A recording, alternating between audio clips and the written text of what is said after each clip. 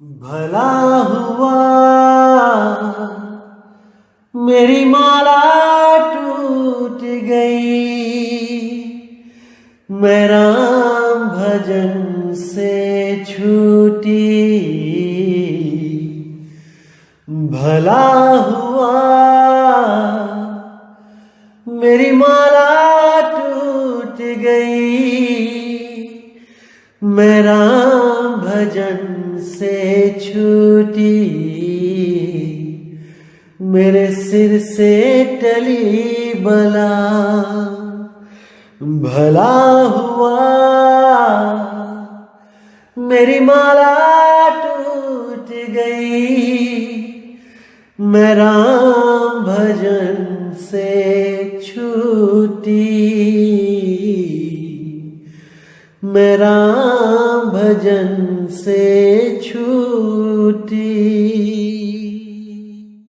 नमस्कार मेरे प्यारे भाइयों, मेरे परमात्मा के प्यारे जीव हंसों, आप सब मेरे भाइयों को मेरा तहे दिल से नमन।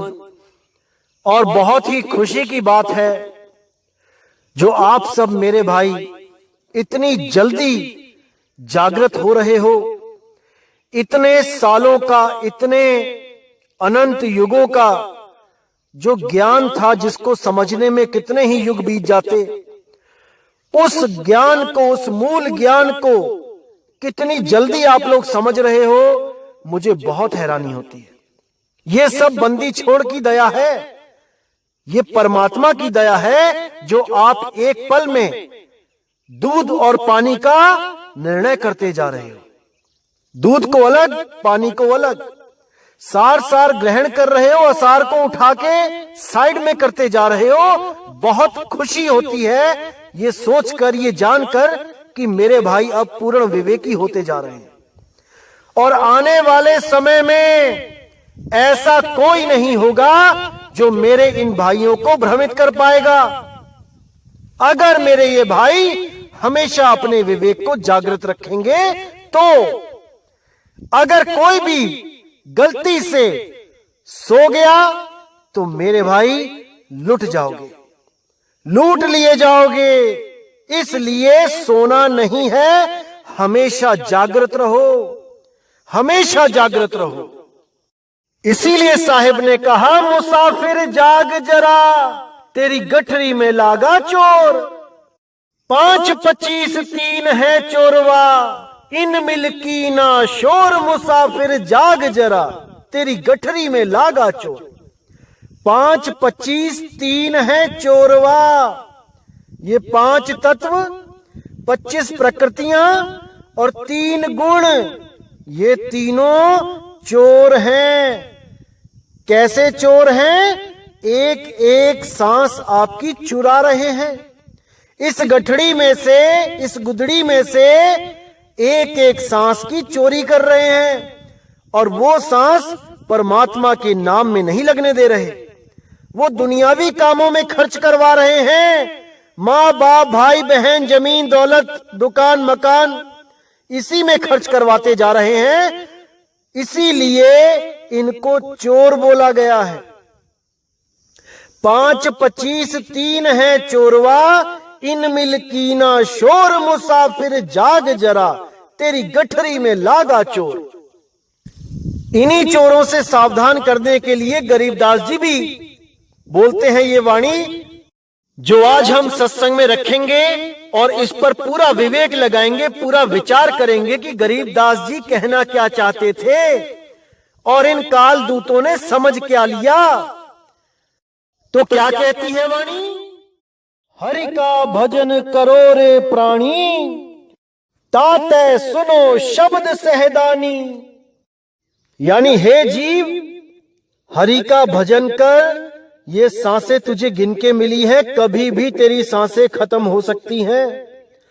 इससे पहले कि ये सांसें खत्म हो जाएं, उस हरि को भज ले मेरे भाई, भज ले। और किस हरि को? किसी मंदिर मस्जिद गुरुद्वारे में जाने की जरूरत नहीं है। उस हरि को भज ले जो तेरे घट में विराजमान है। शरीर घट में नहीं, आत्म घट में, क्योंकि शरीर घट में कौन विराजमान है? वहां पर गणेश, ब्रह्मा, विष्णु, महेश, शेरावाली और ये मन निरंजन काल, ये सब शरीर घट में विराजमान है। ये सब वहां के धनी हैं। और जो आत्म घट है उसका धनी है शब्द गुरु। तो इन दोनों में निबेड़ा कर ले कि कहां जाना है। अगर शरीर में जाएगा मेरे भाई तो जन्मों जन्म तक भटकता रह जाएगा, कोई रास्ता नहीं मिल पाएगा बाहर आने को। इसी काया में तेरा अंत हो जाएगा, भटकते भटकते दूसरी काया में पहुंच जाएगा। इस शरीर से निकल जाएगा और अगले गर्भ में उस सूक्ष्म शरीरों के द्वारा उस गर्भ जून में चला जाएगा। और इस दुनिया का कोई भी गुरु आपको नहीं बचा पाएगा, क्योंकि आप देही गुरु की शरण में हो। जब तक आप देही गुरु की शरण में हो, आप सुरक्षित नहीं हो। कोई गुरु आपको उस काल भगवान से नहीं बचा पाएगा, क्योंकि उससे बचाने वाला केवल एक ही गुरु है, वो है बंदी छोड़, वो है परमपिता परमात्मा, वो है शब्द गुरु। जब तक शब्द गुरु से आपकी सुरती अटैच नहीं हुई, तब तक आपको बचाने वाला इस कुल कायनात में कोई नहीं मेरे भाई, कोई नहीं। इसीलिए गरीबदास जी कह रहे हैं, हरि का भजन करो रे प्राणी, ताते सुनो शब्द सहदानी। यानी जब हरि का भजन आप करोगे, यानी उस शब्द गुरु का सिमरण करोगे, तब आपको क्या मिलेगा?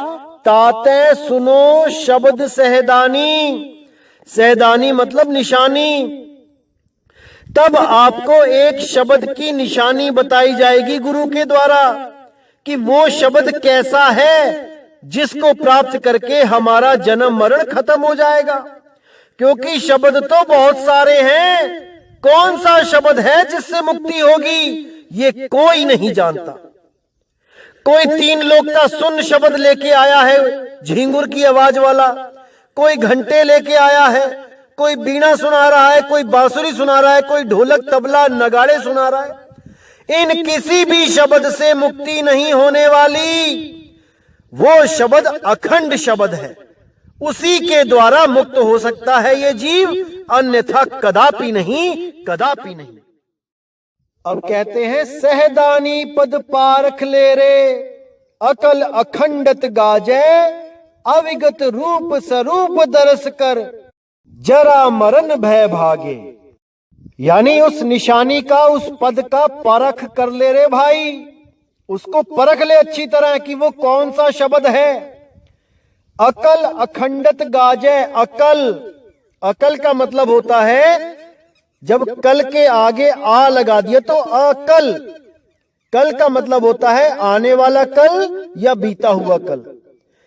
जैसे कि जो लोग शब्द को, यानी कि जो किताबों में लिखे होते हैं उन शब्दों को जो परमात्मा मानते हैं, शब्द गुरु मानते हैं, आप देखेंगे कि वो कैसे बातें करते हैं कि कल कौन सा शब्द लिया गया था या कल कौन सा शब्द लिया जाएगा सत्संग में।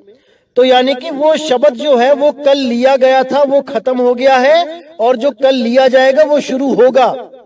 यानी कि पास्ट टेंस और फ्यूचर टेंस में कल को यूज किया जाता है।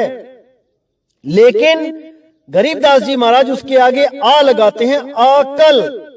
यानी कि ना तो वो कल को लिया गया था और ना ही वो कल को लिया जाएगा, वो तो निरंतर हो रहा है, वो खत्म नहीं होता।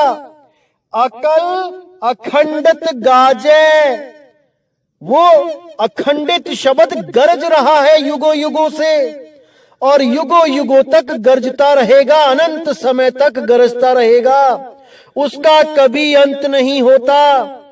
कोई गलती से भी ये ना सोचे कि आज मैं शब्द का गान करूंगा, आज मैं शब्द गाऊंगा तो वो शब्द परमात्मा की धुर की वाणी है।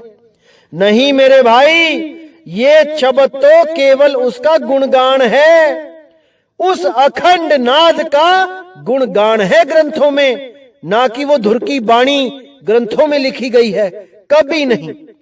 वो लिखी और बोली जा ही नहीं सकती, वो अकथ कहानी है मेरे भाई, अकथ कहानी। तो आगे कहते, सुंदर श्याम सलौना साहिब जड़ जूनी से न्यारा, आत्म राम सदा सरबंगी जाका करो बिचारा।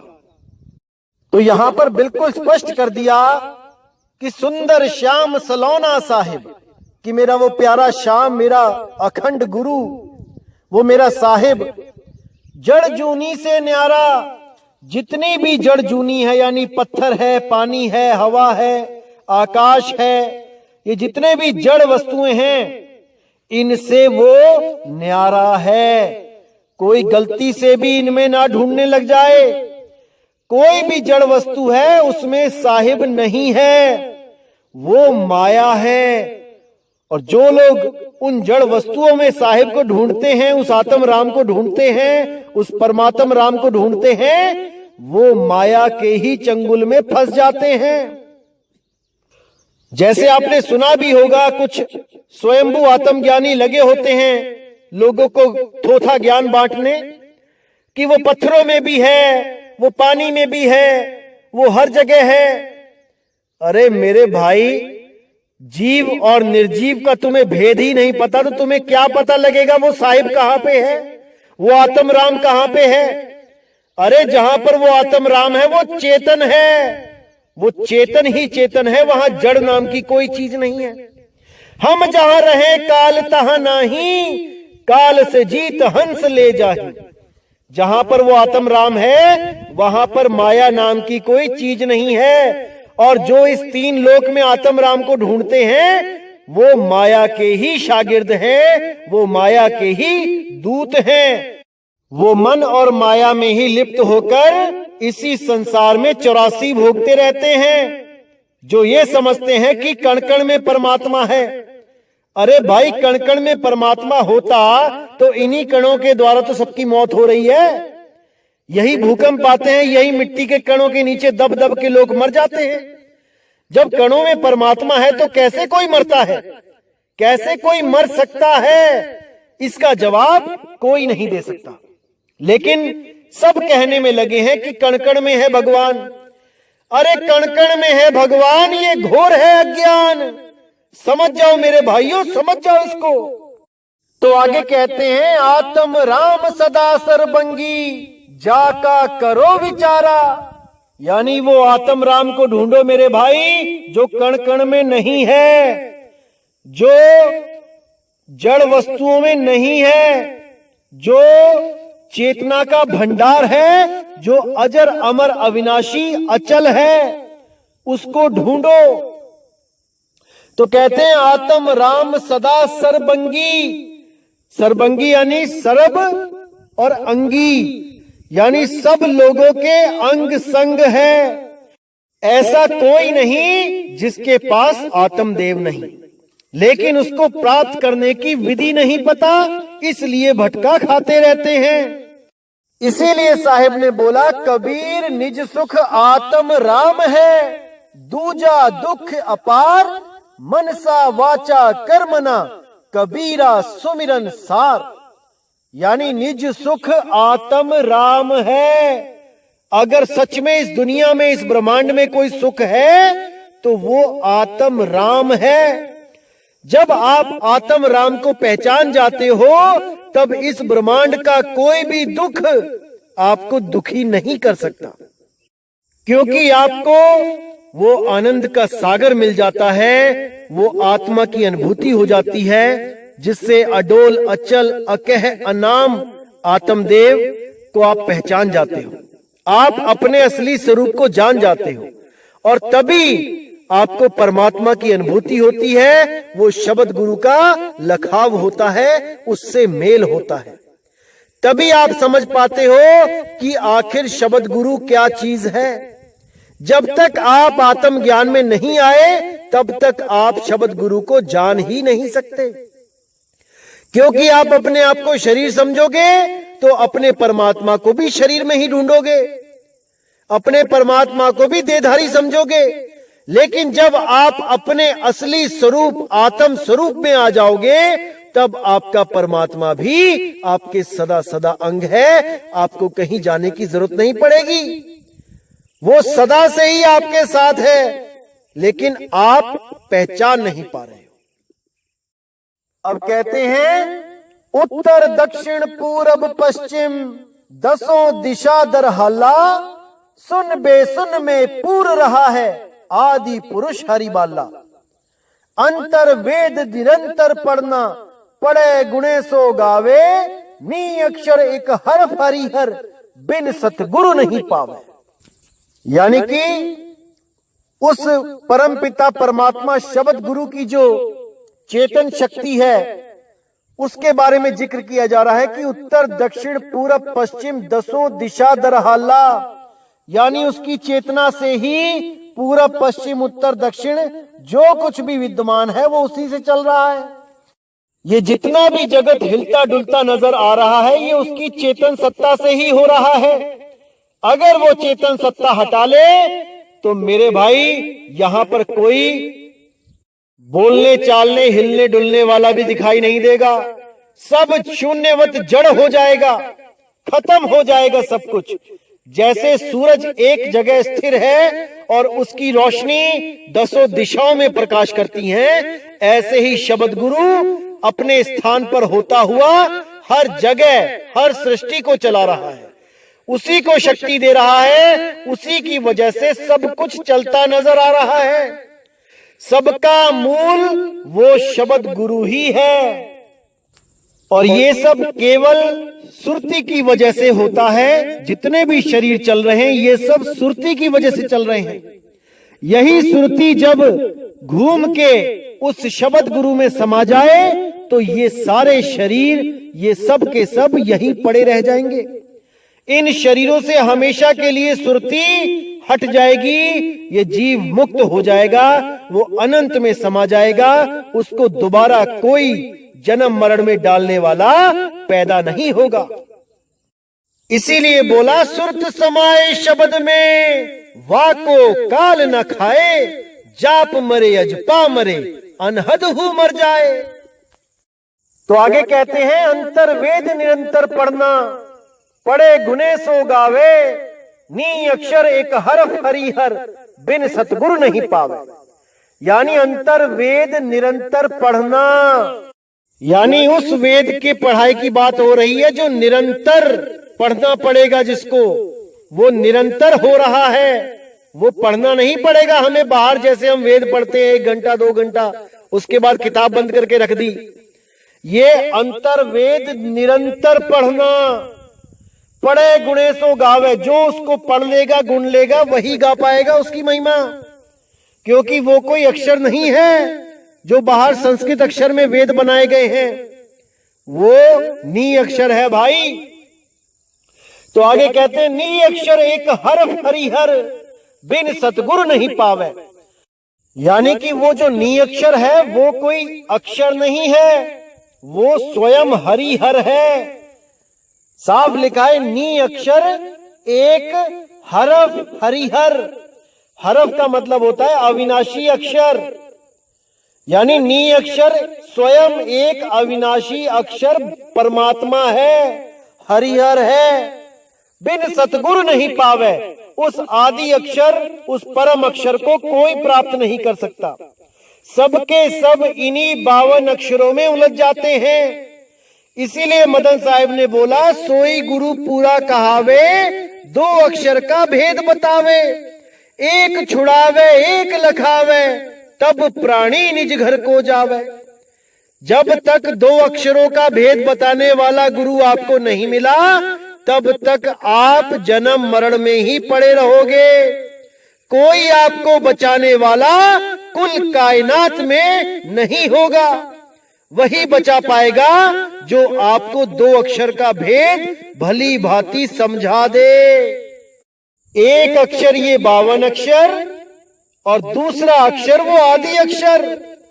52 अक्षर संग भुलाना, आदि अक्षर का भेद न जाना। तो इसीलिए मेरे भाई 52 अक्षरों से प्रेम करना छोड़ दो, उस आदि अक्षर से, उस परम अक्षर से, उस अक्षरातीत से, उससे प्रेम करो, तब मेरे भाई बात बनेगी, अन्यथा 84 में ही जाना पड़ेगा। अब कहते हैं जाता दर्शन कल्प किदारम शिव ब्रह्मादिक ध्याना 100 करोड़ी रामायण पढ़िया बाँचे अक्षर ज्ञाना।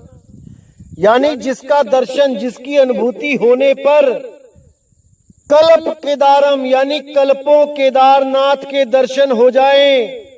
लोग 1-2 बार जा पाते हैं पूरे जीवन में, ज्यादा से ज्यादा 5, 7, 10 बार जाते हैं, लेकिन यहाँ पे कल्पों केदारम के दर्शन वो भी बराबरी नहीं कर सकते उस शब्द गुरु के एक क्षण के दर्शन के सामने। एक पल के लिए अगर वो शब्द गुरु प्रकट हो गया, उसके दर्शन के बराबरी कोई नहीं कर सकता। कल्पों बार ब्रह्मा विष्णु महेश के दर्शन कर लो, एक पल सतगुरु के दर्शन हो जाए, उस शब्द गुरु के दर्शन हो जाए, उसकी कोई बराबरी नहीं कर सकता। इतनी बड़ी महिमा है उस शब्द गुरु की कि एक पल भी अगर आपके पास वो प्रकट हो गया तो अनंत अनंत युगों का जो भय है, अनंत युगों की जो प्यास है, वो सब खत्म हो जाती है, तृप्त हो जाता है जीव। बस एक बार उस शब्द गुरु की अनुभूति हो जाए। तो कहते हैं 100 करोड़ी रामायण पढ़िया बाँचे अक्षर ज्ञाना, कि जिस शब्द गुरु को मैं निअक्षर बता रहा हूं वो अक्षरों में नहीं है, वो अक्षरातीत है। ये सब के सब करोड़ों बार रामायण पढ़ के अक्षरों का ही ज्ञान बांटते फिर रहे हैं। ये जितने भी कथावाचक हैं ये सब रामायण पढ़ते हैं, उन्हीं अक्षरों को बार बार सुना के, इन्हीं अक्षरों से प्रेम करवा के, इन्हीं अक्षरों के मंत्र बना के इस जीव को भरमा देते हैं। क्योंकि वो असली अक्षर अक्षरातीत है, वो अक्षर से न्यारा है, वो 52 अक्षरों से जुदा है। लेकिन उसके भेद को कोई बिरला संत ही जानता है, इसलिए वो ज्ञान सदा सदा गुप्त रहता है। और ये अक्षरों की दुकानें ये हमेशा ही इस 3 लोक में सजी रहती हैं।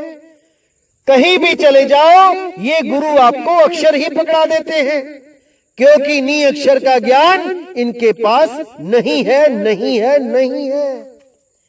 ये लोग ज्यादा से ज्यादा क्या कहेंगे कि श्वासों का जाप कर लो, श्वासों में सोहंग सोहंग कर लो, श्वासों में कोहंग कोहंग कर लो, या कान बंद करके अनहद नाद सुन लो, या कोई मंत्र जपते जपते जपते जपते सुन्न अवस्था में चले जाओ, वहां आपका सारा शरीर सुन्न हो जाएगा, आपको अनुभूति नहीं होगी कि आप शरीर हो।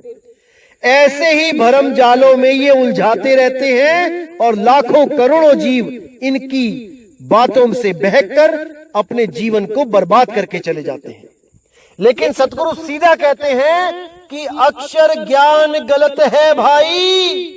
साफ कह दिया उन्होंने कि जो अक्षर का ज्ञान है, जो 52 अक्षरों का ज्ञान है, कोई भी मंत्र कोई भी जाप है, वो गलत है भाई, गलत।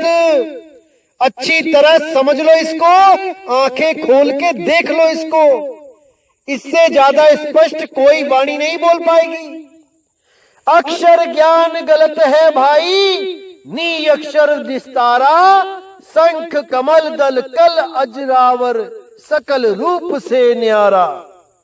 यानी अक्षरों से परे जो नी अक्षर ज्ञान है वही निस्तारा, वही निस्तार कर सकता है आपका, वही आपको जन्म मरण से मुक्त कर सकता है। नहीं तो ये सब अक्षर आपको बंधन में डालेंगे, अगले जन्म का कारण बन जाएंगे। इसीलिए बोला है कि अक्षर ज्ञान गलत है भाई, नी अक्षर निस्तारा, शंख कमल दल कल अजरावर, सकल रूप से न्यारा। कि ये जो कमलों की साधना कराने वाले हैं, 2 दल कमल, 4 दल कमल, 6 दल कमल, 8 दल कमल और ये सहस्रार कमल, इन कमलों तक पहुंचाकर, इन कमलों के चक्कर लगवाकर जो परमात्मा की प्राप्ति की बातें करते हैं, उनके लिए बोला गया है कि शंख कमल दल जिस परमात्मा की मैं बात कर रहा हूं वो शंख कमल दल, यानी वो इस शरीरों के कमलों की बात नहीं हो रही है, वो सुरती कमल से भी आगे की बात हो रही है कि वहां पर शंख कमल, यानी तुम्हारे ये 2, 4, 8, 15 से बात नहीं बनने वाली। वो शंख कमल दल का मालिक है, वो अखंड ब्रह्मांड का मालिक है, वो शब्द गुरु है। उसको पाने के लिए नी अक्षर का ज्ञान प्राप्त करना ही होगा, तभी आप वहां तक पहुंच सकते हो, नहीं तो इन्हीं 3 लोक में अक्षर ज्ञान के द्वारा धक्के खाते रहोगे। तो साफ बोल दिया है, शंख कमल दल कल अजरावर सकल रूप से न्यारा, यानी सकल रूप, जितने भी रूप इस दुनिया में हैं, जितने भी रूप आप कल्पना कर सकते हो, उन सबसे न्यारा, उन सबसे न्यारा। जो लोग अपने अपने गुरु को परमात्मा मानकर बैठे हैं और सोच रहे हैं कि परमात्मा उनके गुरु के रूप में आएंगे, ये सब भरम जाल है मेरे भाई। वो सब रूपों से न्यारा है, वो शब्द गुरु है मेरे भाई, शब्द गुरु। वो कोई देह गुरु नहीं है, नहीं है, नहीं है। और जो उसको देह गुरु मानता है वो अभी शब्द गुरु की एबीसी भी नहीं जानता। जब लग शब्द गुरु नहीं पावे, तब लग जीव भटका खावे। जब तक वो शब्द गुरु को नहीं चीन लेता, तब तक वो भटका खाता ही रहेगा, उसको कभी भी मुक्ति नहीं मिल सकती। तो मेरे भाई, आज के सत्संग से पूरा विवेक जगा लो और समझ जाओ कि अक्षर ज्ञान गलत है भाई, वो अक्षरों का ज्ञान गलत है। अगर कोई भी गुरु आपको अक्षरों का ज्ञान देता है कि आ जाओ हमसे मंत्र ले लो, आ जाओ हमसे मंत्र ले लो, इन अक्षरों के द्वारा बनाए गए मंत्र ये सब गलत ज्ञान है, इनसे बच के रहो मेरे भाई। अब कई कालदूत जो बैठे हैं 12वें पंथ के जो शिष्य हैं, वो क्या भ्रम पैदा कर रहे हैं दुनिया को कि ओम एक अक्षर है, सोहंग एक अक्षर है। जो 2 अक्षर की बात कही है कबीर साहब ने, वो ओम और सोहम की बात कही है।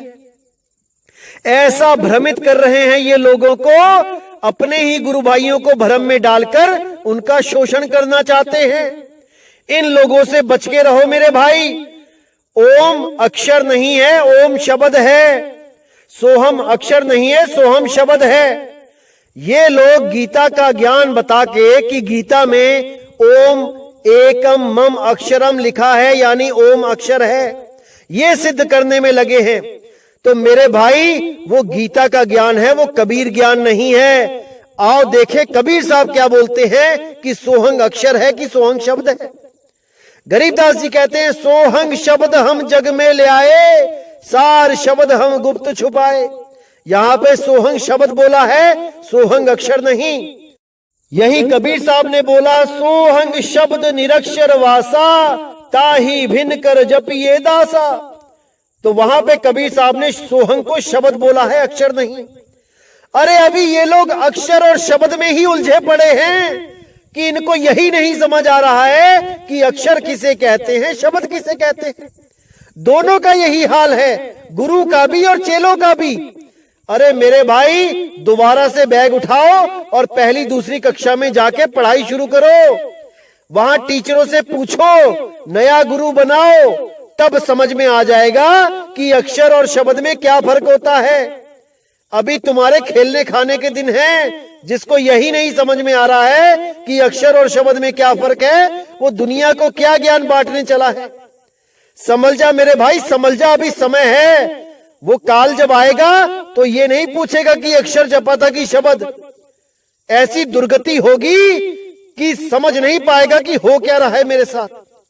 इसीलिए अभी समय है, कबीर साहब के मूल ज्ञान को समझो और बाकियों को भी समझाओ। यही हमारा फर्ज है कि हम अपने परम पिता परमात्मा की वाणियों को सही से समझें और उसको आगे समझाएं, ताकि किसी भी मेरे भाई का कभी अनहित ना हो, वो इस जन्म मरण के जंजाल से निकल जाए। कोई भी मेरा भाई यहां फंसा ना रहे। यही हमारे जीवन का एकमात्र लक्ष्य होना चाहिए। तभी हम समझ पाएंगे कि हमने इंसान जन्म में आके कुछ प्राप्ति करी है, कुछ हमने यहाँ पे कमाया है। नहीं तो पैसा कमा के बैंकों में डाल के करोड़ों रुपए यहां से कई निकल लिए, एक पैसा भी नहीं खर्च कर पाए। ऐसे ऐसे भी बैठे हैं जो केवल तिजोरियां ही भरते रहे और सारा माल खजाना उनके रिश्तेदारों ने लूट के खा लिया। सारी जमीनें जायदादें उनके रिश्तेदारों ने वापस में बांट ली। जिन रिश्तेदारों को कभी 100 रुपए नहीं दिया, उनके लिए करोड़ों रुपए का बैंक बैलेंस छोड़ गए। तो मेरे भाई, सबको परमात्मा ने बुद्धि दी है, सबको विवेक दिया है, अपना अपना विवेक लगाओ। देखो कि बंदी छोड़ क्या कहना चाहते हैं, गरीबदास जी क्या कहना चाहते हैं, नानक जी क्या कहना चाहते हैं। और जब ये अंदर से आपको विश्वास हो गया, जब आपने वाणियों को समझ लिया, तो आपको किसी से पूछना नहीं पड़ता कि क्या मैंने सही समझा या गलत समझा। जब अंदर से विवेक जाग जाता है, वो स्वयं में ही पूर्ण हो जाता है। इसीलिए मैं अरदास करूंगा परमात्मा से कि आपका विवेक जागे और आप हमेशा के लिए जन्म मरण से मुक्त हो जाएं। उस सार शब्द को प्राप्त करें और गुरु की सेवा में तन मन धन अर्पण करें, ताकि आपका जो देह अहंकार है वो खत्म हो जाए। क्योंकि हम नाम लेकर भी अगर गुरु की सेवा नहीं करते हैं, तो ये देह अहंकार कभी खत्म नहीं हो सकता। जब तक हमने सेवा में तन मन धन नहीं लगाया, तब तक हम कभी मुक्त नहीं हो सकते। ये देह अहंकार कभी खत्म नहीं हो सकता। इसको अच्छी तरह समझ लो। तन मन धन लगाना ही पड़ेगा, तभी बात बनेगी मेरे भाई, तभी बात बनेगी। तो इसी के साथ दोस्तों मैं सत्संग समाप्त करता हूं और बहुत ही जल्दी अगला सत्संग आपके सामने रखूंगा, ताकि आप सब मेरे भाई और विवेकी हो सकें और सत्य को जान सकें और सत्य से प्रेम करके एक दिन यहां से भव बंधन से मुक्त हो सके। तो इसी के साथ मुझे इजाजत दें। जय गुरु बंदी छोड़ वैराग साहिब, जय गुरु बंदी छोड़ साधु शरण साहिब, जय गुरु बंदी छोड़ बाबा गरीबदास जी, जय गुरु बंदी छोड़ बाबा नानक जी, बाबा अंगद देव जी, बाबा मदन साहिब जी। जय जय सतगुरु बंदी छोड़ सतगुरु सत्य कबीर साहिब की सदा ही जय हो, सदा ही जय हो मेरे मालिक की साहिब बंदगी सतनाम।